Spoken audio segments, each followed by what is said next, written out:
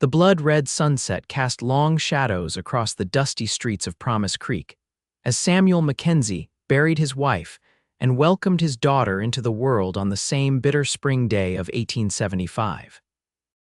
Tears streaked clean lines down his dirt-stained face while he clutched a small bundle wrapped in his wife Elizabeth's best Sunday dress. The newborn girl, barely 6 hours old, whimpered softly against her father's chest, unaware that her first breaths had coincided with her mother's last. "She looks just like her," whispered Zachariah Murphy, the town's doctor, who had done everything in his power to save Elizabeth but had been powerless against the hemorrhaging that had claimed her life. Samuel couldn't bring himself to look at the child. Not yet. His eyes remained fixed on the fresh mound of dirt before him, adorned with a simple wooden cross bearing his wife's name. Elizabeth Rose Mackenzie, beloved wife, 1853–1875. "What will you call her?" asked Reverend Thompson, his Bible still open in his weathered hands. Samuel swallowed hard. "Rose," he said, his voice barely audible above the prairie wind. "Her name is Rose." The small gathering of townsfolk began to disperse as the sun dipped below the horizon. Samuel remained, a statue of grief beside his wife's grave, until the baby's cries grew more insistent. Only then did he turn away, walking with heavy steps toward his ranch house just outside of town. The homestead that had once felt warm with Elizabeth's presence now seemed vast and empty. Samuel placed the infant in the cradle he'd built months ago when their hearts had been full of joy and anticipation. Rose continued to cry, her tiny face reddening with the effort. "I don't know what to do," he whispered to the empty room. "Lizzie, I don't know what to do without you." As if in answer, a gentle knock sounded at the door. Samuel opened it to find Zara Sullivan standing on his porch, her arms laden with a basket of supplies. At 26, Zara was the widow of John Sullivan, who had been taken by the influenza outbreak 2 winters past. She had kept to herself since then, running her late husband's general store with quiet efficiency. "I thought you might need some help," she said, her voice soft but steady. "I brought milk from Mrs. Peterson's goat, some clean cloths, and a few other things for the baby." Samuel stepped aside wordlessly to let her in. He watched as Zara moved to the cradle, lifting Rose with practiced ease. The baby's cries immediately began to subside as Zara cradled her against her shoulder, murmuring soothing words. "You've done this before," Samuel observed. Zara's eyes briefly clouded with pain. "John and I had a son. He lived only 3 days." She cleared her throat. "I can show you how to feed her if you'd like." Over the next hour, Zara demonstrated how to prepare the goat's milk, testing its temperature and showing Samuel how to hold Rose while feeding her with a small cloth dipped in the milk. The baby suckled eagerly, her tiny fingers curling against the cloth. "I can come back tomorrow," Zara offered as she prepared to leave. "Just until you get your bearings." Samuel nodded, unable to find words to express his gratitude. As Zara reached the door, he finally managed, "Thank you, Mrs. Sullivan." "Zara," she corrected gently. "Just Zara is fine." True to her word, Zara returned the next day and the day after that. She arrived each morning as Samuel was finishing his chores with the cattle, bringing fresh supplies and a quiet strength that somehow made the crushing weight of grief a little more bearable. On the 5th day, as Samuel watched her singing softly to Rose while rocking in Elizabeth's chair, he felt a pang of something other than sorrow-guilt, perhaps, that someone else was filling the space his wife should have occupied. "You don't need to keep coming," he said abruptly. "I can manage." Zara looked up, her gray eyes steady. "Can you?" she asked, not unkindly. Samuel's jaw tightened. "I have to. She's my daughter." "Yes, she is," Zara agreed. "And she needs more than just survival, Samuel. She needs love, tenderness. Can you give her that right now when your own heart is broken?" Her directness caught him off guard. "What are you suggesting?" Zara carefully placed Rose in her cradle before turning to face him fully. "Let me help you, not just for a few days or weeks. Let me help raise her." "Why would you do that? You hardly know us." Zara's gaze drifted to the small daguerreotype of Elizabeth that sat on the mantel. "I know loss, Samuel. I know how it hollows you out until you feel there's nothing left." She took a deep breath. "When I lost John and our son, I thought I'd never find purpose again, but being here with Rose." She hesitated, then whispered words that would change both their lives forever. "Let me raise her memory with you." Samuel stared at her, seeing not pity in her eyes, but understanding. "I can't ask that of you. You're not asking, I'm offering." She glanced at the sleeping infant. "I'm not trying to replace Elizabeth. No one could, but Rose deserves a mother's touch, and her voice faltered, I need to be needed again." That evening, after Zara had gone, Samuel sat on the porch watching the stars emerge one by one. He thought of Elizabeth, of how she had loved this view, how she had dreamed of teaching their child the constellations. The pain of her absence was still a physical ache in his chest. But for the first time since her death, he allowed himself to consider a future not the one he had planned, but a future nonetheless. Rose deserved that much. Perhaps he did too. The next morning, when Zara arrived, Samuel met her at the door. "If we're going to do this," he said, "we need to be clear about what it means." Zara nodded, waiting. "You wouldn't be living here," he continued. "People talk, and I won't have Elizabeth's memory or your reputation sullied." "I understand." "You'd come during the day, help with Rose, then return to town in the evenings, at least." He hesitated, at least for now. Something flickered in Zara's eyes, hope, perhaps. "That seems sensible." "And one more thing," Samuel added. "I want Rose to know about her mother, everything about her. The way she laughed, how she could name every wildflower on the prairie, how she sang even when there was no music." Zara's expression softened. "I'd want nothing less. Elizabeth will always be Rose's mother. I would just be—" She searched for the right word. "A guardian," Samuel supplied. "A friend," and so their arrangement began. Each day, Zara would arrive after breakfast, spending her days with Rose while Samuel tended to the ranch. She brought order to the chaos of the household, hanging fresh curtains, planting vegetables in Elizabeth's garden, singing lullabies to Rose that Samuel recognized as the same ones Elizabeth had hummed while sewing baby clothes. The townsfolk noticed, of course. Some approved of the practical arrangement. Others whispered behind their hands about propriety and the appropriate time for grief.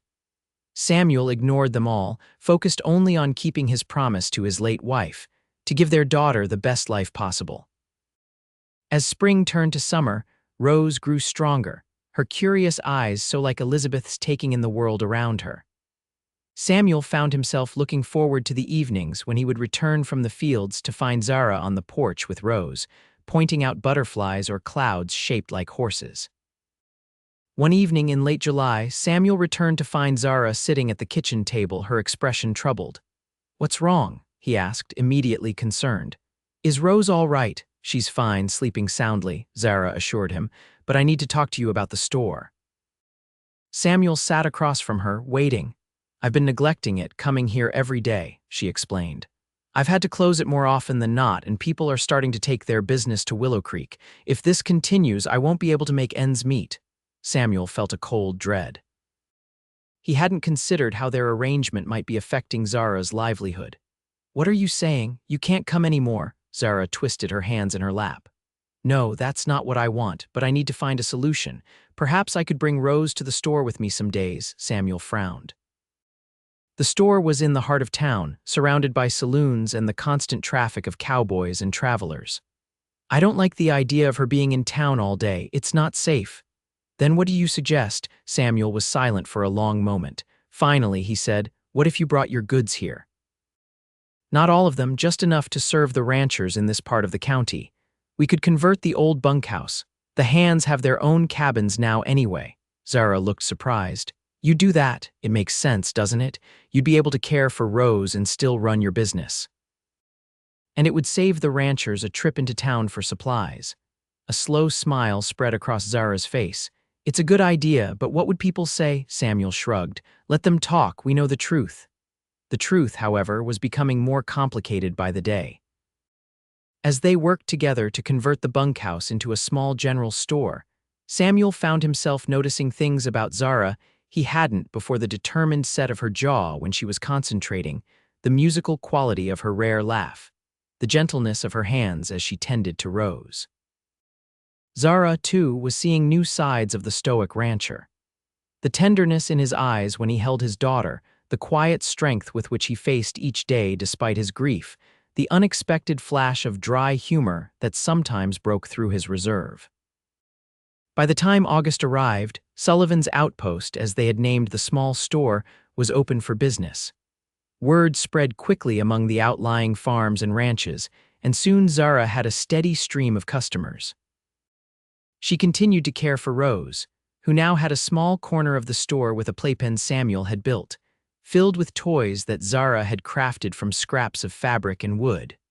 One evening, after closing the store, Zara found Samuel on the porch watching a thunderstorm roll in across the plains. Rose was already asleep inside, exhausted from a day of crawling and exploring her expanding world. "Beautiful, isn't it?" Zara said, sitting beside him on the step. Samuel nodded. "Elizabeth loved storms, said they reminded her that nature was bigger than our troubles." Zara smiled. "She sounds like a wise woman." "She was." Samuel turned to look at her. "She would have liked you, I think." Zara felt a warmth bloom in her chest. "I hope so." They sat in comfortable silence, watching the lightning dance across the distant hills.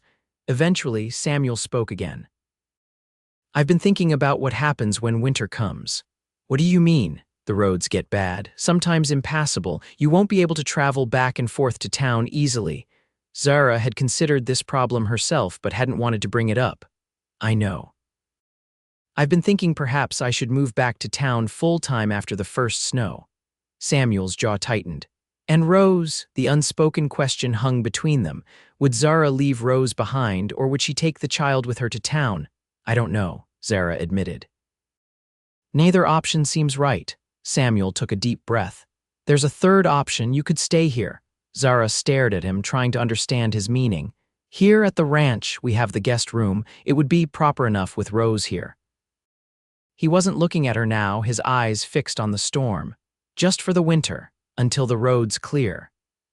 The implication was clear. This would be a practical arrangement, nothing more, yet Zara couldn't help but feel that something significant had shifted between them. "People will talk," she said, echoing his earlier concern. Samuel finally turned to her, his expression unreadable in the dim light. "Let them."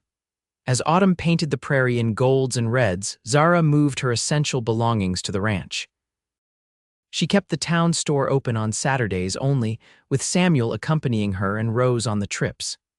The rest of the week, she ran the outpost and cared for Rose, who was now pulling herself up on furniture and babbling a growing vocabulary of sounds. Samuel, too, was changing. The deep lines of grief around his eyes had softened.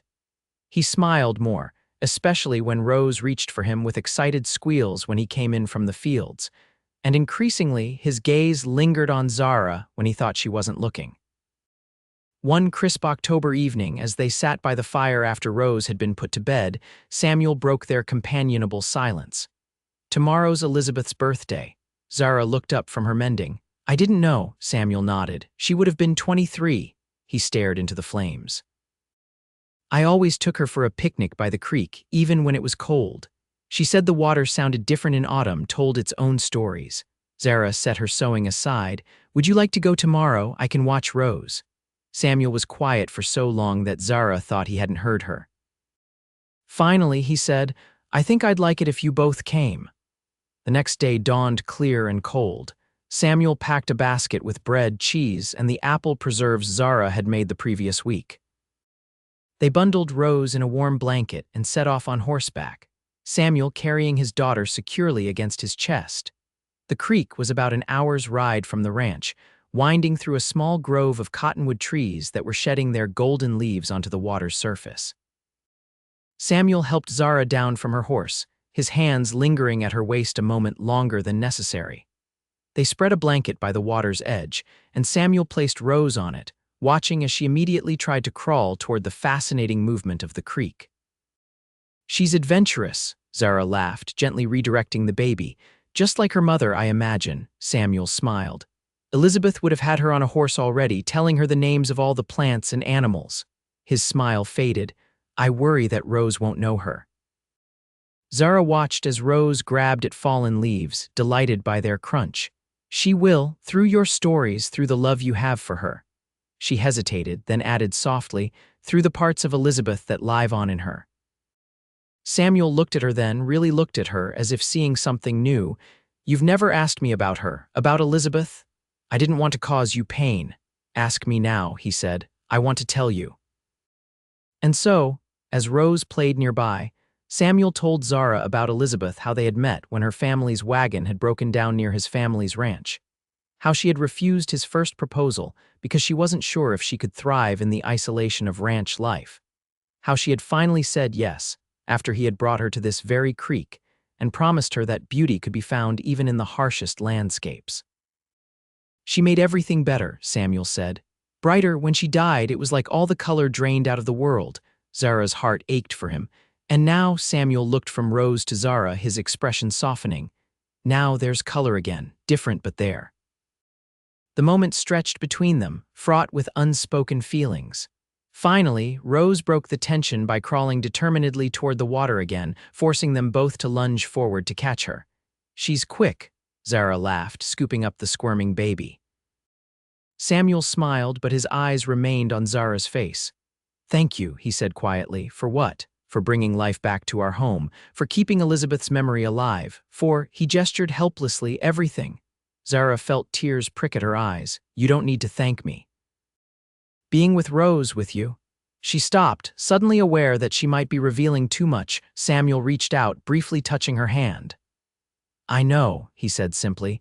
The first snow came early that year, blanketing the prairie in white just before Thanksgiving. The ranch became a world unto itself, isolated from town by drifts that made the roads impassable. The three of them settled into a rhythm of quiet days, with Samuel tending to the cattle and horses while Zara kept the house warm and the outpost open for the occasional neighbor hardy enough to make the journey. Rose thrived under their care, taking her first tentative steps just after Christmas, toddling between Samuel and Zara as they sat by the fire. Her first clear word was Pa, which filled Samuel with a joy so profound it almost hurt. Her second, to both their surprise, was Za, her attempt at Zara's name. The first time Rose said it, reaching for Zara from her high chair, Samuel went very still. I haven't been encouraging her to call me anything in particular, Zara said quickly, worried he might think she was trying to usurp Elizabeth's place, but Samuel only smiled a bit sadly. She loves you, that's as it should be. As winter deepened, so did the connection between them. They found themselves lingering by the fire after Rose was asleep, talking late into the night about their lives before they had met, their hopes, their fears. Zara told Samuel about her childhood in Pennsylvania, about her brief, happy marriage to John, about the devastation of losing their son to a fever that had nearly claimed her as well. Samuel shared stories of his youth on his father's ranch further north, of his dreams to expand his own holdings someday, of his fears that he wouldn't be enough for Rose as she grew. You are enough, Zara assured him one evening, impulsively reaching out to cover his hand with hers. Any child would be lucky to have you as a father. Samuel turned his hand over, interlacing his fingers with hers. It was the first time he had initiated such contact, and Zara felt her heart quicken. And you? He asked softly. What do you want, Zara? The question hung between them, weighted with meaning. Zara knew what she wanted: a life here with him and Rose, a family knitted together from broken pieces. But she also knew the ghost of Elizabeth still occupied much of Samuel's heart. I want to be where I'm needed, she answered finally. Where I can do some good. Samuel's eyes, reflecting the firelight, searched hers. You do more than good here, you bring joy. He didn't kiss her that night, nor she him, but something had changed. A door had been opened that could not be closed again. When February brought a brief thaw, Samuel announced that he needed to ride into town for supplies. I'll be back before dark, he promised, helping Zara clear the breakfast dishes. Be careful, she said. The ice, I know these trails better than I know my own face, he assured her with a small smile. Keep my girls safe while I'm gone, my girls. The words echoed in Zara's mind long after he had ridden away, Rose waving her small hand in farewell from Zara's arms. The day passed slowly. Rose was fussy, perhaps sensing the change in routine. By mid-afternoon, Zara had exhausted her repertoire of songs and games, and Rose was still discontented, whimpering and rubbing at her ear. What's wrong, sweetheart? Zara murmured, feeling the baby's forehead. It was warm, too warm. Oh no.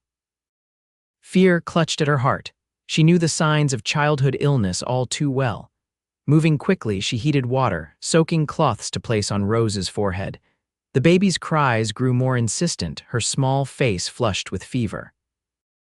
Outside, the weather was turning again, the brief thaw giving way to a biting wind that whistled around the eaves of the house.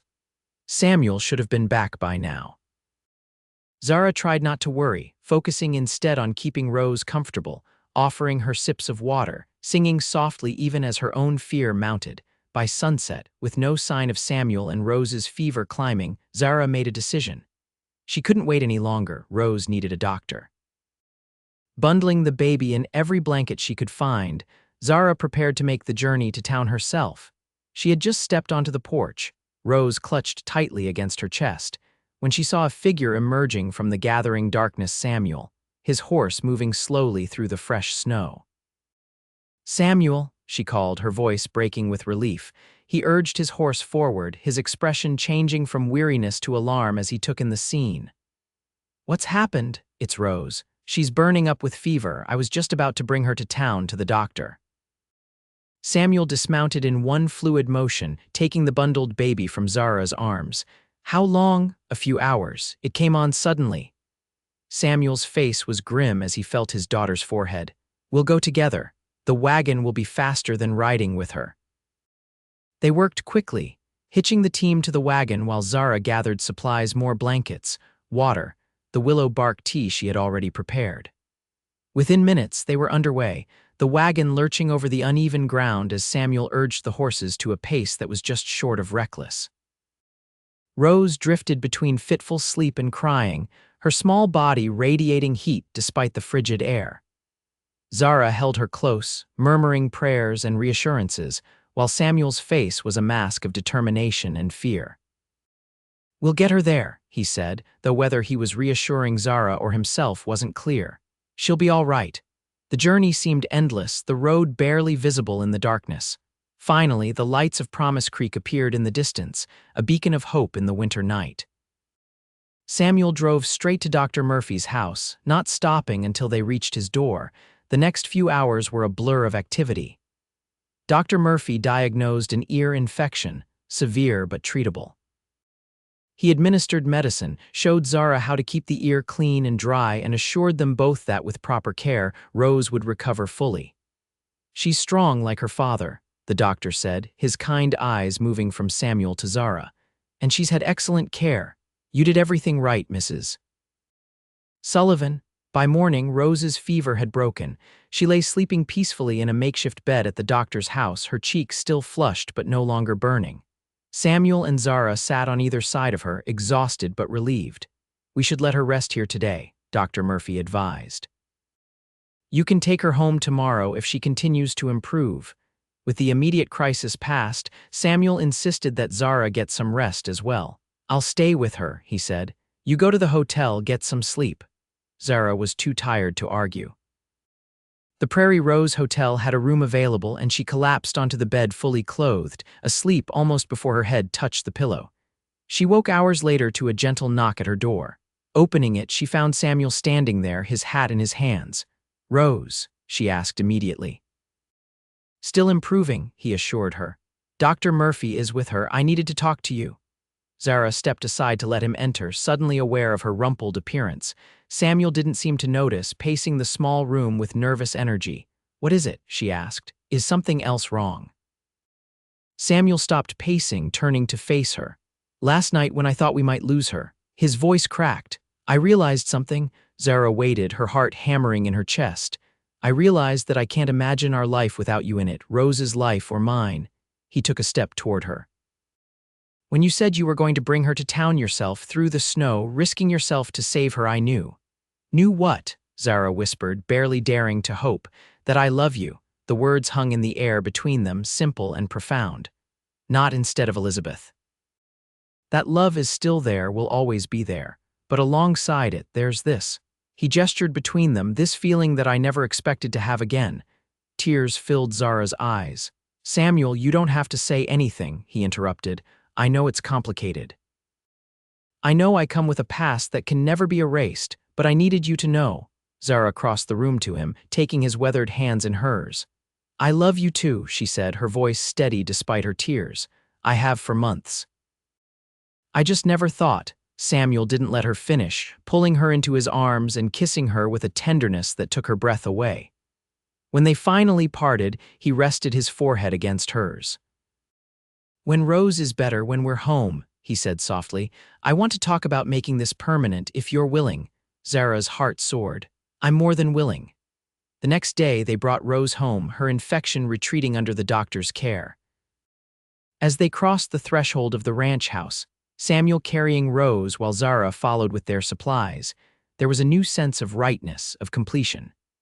That evening, after Rose was asleep in her crib, Samuel took Zara's hand and led her to the mantel where Elizabeth's photograph stood. I want you to know, he said, that she'll always be a part of our family. I won't hide her away or pretend she didn't exist. I would never want that, Zara assured him. Rose deserves to know her mother, and you deserve to honor her memory. Samuel nodded, his eyes grateful. And you deserve to know that my heart has room for both of you, different loves, both real. Zara looked at the photograph of the beautiful young woman whose life had been cut short. Thank you for trusting me with her daughter, with your heart. Samuel drew her close. Our daughter now, if you want her to be. I do, Zara whispered. More than anything, spring came early that year, as if nature itself was celebrating their newfound happiness. The prairie bloomed with wildflowers, and Rose, fully recovered, took more confident steps every day, chasing butterflies and laughing with the pure joy of discovery. On a perfect May morning, with the ranch hands and a few close friends as witnesses, Samuel and Zara were married beneath an arch of spring blossoms. Rose, now 15 months old, toddled down the makeshift aisle ahead of them, scattering flower petals with enthusiastic abandon. As they spoke their vows, a gentle breeze rustled the flowers, carrying with it the scent of new growth and possibility. Zara thought she felt, just for a moment, a presence benevolent and approving, as if Elizabeth herself was giving her blessing. I promise to honor the past we both carry, Samuel said, his voice strong and clear, and to build a future filled with love. I promise to cherish the family we've created, Zara responded, born of loss but growing in joy. As they sealed their vows with a kiss, Rose clapped her small hands in delight, reaching up to be included in their embrace. Samuel lifted her, and the three of them stood together, a family forged in grief but flourishing in love. Later, as the celebration continued around them, Samuel led Zara away from the guests, toward the small family cemetery where Elizabeth rested. In the year since her death, wildflowers had taken root around her grave, creating a living blanket of color.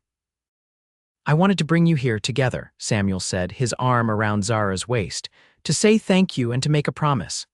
Zara leaned against him, understanding without words. Samuel knelt, placing a single white rose on the grave. She'll know you, Lizzie, he said softly. She'll know how brave and kind and full of life you were. She'll know that she was born of love. He stood, taking Zara's hand. And she'll know that love can grow in unexpected ways, that hearts can heal without forgetting. Zara squeezed his hand, her own eyes wet with tears. She'll know that her father kept his promise to give her the best life possible, and that somewhere her mother is proud of the man he is. They stood there for a long moment, honoring the past while embracing their future. When they finally turned to walk back to their wedding celebration, the setting sun cast their shadows long across the prairie. Two figures joined as one, moving forward together.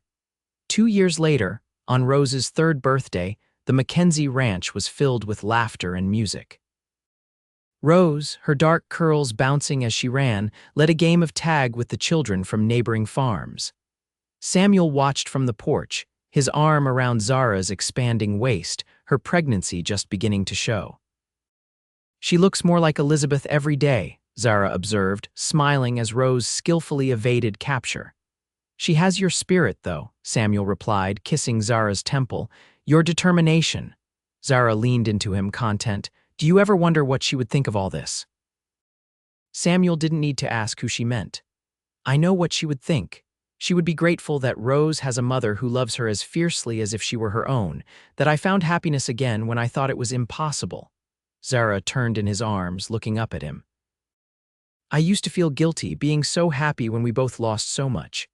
And now I understand that joy and sorrow can exist side by side, that loving again doesn't diminish what came before, Samuel nodded. Exactly that, Rose came running up then, breathless with excitement. Papa, Mama. Look what I found. She opened her small palm to reveal a perfect butterfly, its wings gently opening and closing. It's beautiful, sweetheart, Zara said, bending awkwardly to see. It's a painted lady, Rose announced proudly. Just like in Mama Elizabeth's book. Samuel and Zara exchanged glances. They had begun referring to Elizabeth as Mama Elizabeth when Rose was old enough to understand, ensuring that she knew the woman in the photograph was an important part of her story. That's right, Samuel confirmed, his voice thick with emotion. She loved butterflies. She would have been very impressed that you know what kind it is. Rose beamed, then carefully set the butterfly on the porch railing, watching as it took flight. Bye-bye, butterfly, she called. Go tell Mama Elizabeth about my birthday. As Rose ran back to her friends, Samuel pulled Zara close again, his hand resting protectively over their unborn child. That's how I know we did right by her, he murmured.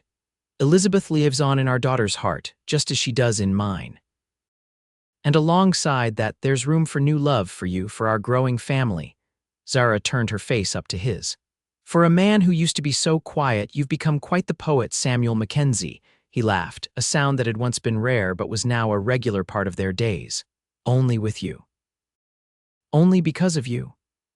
As the sun began to set over the prairie they both loved, painting the sky in the same fiery colors that had blazed on the day they first met, Samuel and Zara stood together, watching Rose dance in the twilight.